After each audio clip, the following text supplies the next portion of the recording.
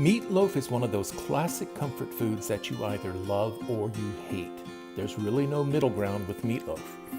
I admit, I'm one of those people who love meatloaf, especially the next day for a meatloaf sandwich. Now, my mother was not a particularly good cook, but meatloaf was one of those dishes that she knew how to fix well. The following recipe is a mashup of my mother's version, plus a couple of more variations that I picked up over the years. And don't worry about substituting turkey for the traditional beef and pork. I think this version is even better than the classic that I grew up with. So whether you like a free-form meatloaf or a meatloaf baked in a loaf pan like my mother always did, come along with me while I show you just how easy it is to make this comfort food classic. The ingredients that you need for this recipe may seem like a lot, but I'm sure the vast majority of these ingredients you already have in your pantry or refrigerator. When I make this recipe, the only thing that I usually have to buy is the ground turkey. Everything else I always have on hand. Besides, once you've gathered all your ingredients together, it's basically just a matter of measuring and mixing all the ingredients together and placing the shaped meatloaf into a 350-degree preheated oven.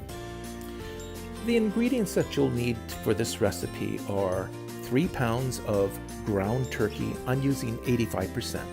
You'll need a half of a large onion that's been finely diced. You can use a small or a medium onion, so long as you've got about a half a cup of total onion, no more than 3/4 of a cup.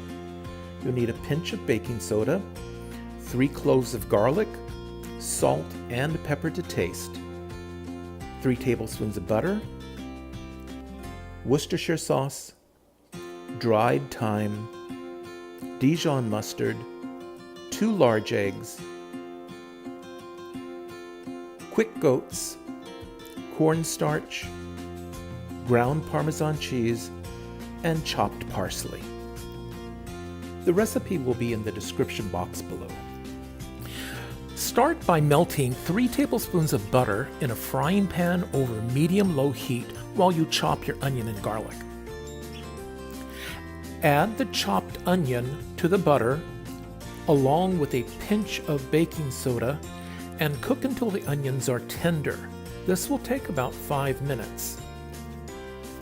Without the baking soda, softening the onions will take 10 to 12 minutes, depending upon how small the onions have been cut. Cover the pan and let the onions cook until tender. While the onions are cooking, chop your parsley and grate your cheese. Due to a technical glitch, this next section is missing the part where I cooked the garlic and added the Worcestershire sauce. But I cooked the garlic for about 30 seconds and then I added the Worcestershire sauce, and then I also added dry thyme and the Dijon mustard to the pan. I stirred this whole mixture for about a minute or so, turned off the fire, and then I scraped this mixture into a large mixing bowl to cool. After about 5 minutes, the onion mixture should be cool enough to add all the remaining ingredients. So add your quick oats, give them a stir, and then add your eggs and mix them thoroughly. Add your Parmesan cheese, and then your chopped parsley, the cornstarch, finally, salt and pepper this mixture to your liking. You're now ready to add the ground turkey to your seasoning mixture. I always start out mixing this with a spoon, but really half the fun of making a meatloaf is getting in there with your hands. Just make sure your hands are clean before you get in there. That's the way my mother always mixed it, and that's the way I mix it, and as far as I'm concerned, that's part of the recipe. Plus, there's a certain satisfaction that comes with getting your hands in there, like it's like playing with Play-Doh. And nothing's going to mix it as thoroughly as it will if you get your hands in there. Now, what I like to do is to mix this up earlier in the day, cover it with plastic wrap, and let it refrigerate for a few hours before I cook it. You can certainly mix this up and put it right into the oven without chilling, but I think that the flavors meld a little bit better if you let it sit. But again, if you're in a hurry, mix it up, put it in the oven, and your dinner will be on the table in no time. Now you were probably thinking, 3 pounds of meatloaf, that's way too much. But what I like to do is I like to take 1 pound of the meatloaf mixture and form it into meatball shapes and then freeze it for a future meal. 1 pound of this mixture will make approximately 16 meatballs. It all depends on how large you make your meatballs. Now I'm using a 1 ounce cookie scoop so that the meatballs are a uniform size. And that's why I know that I'll be able to get at least 16 meatballs out of this. Sometimes I can get 17, you can plan on at least 16 if you use a 1 ounce cookie scoop.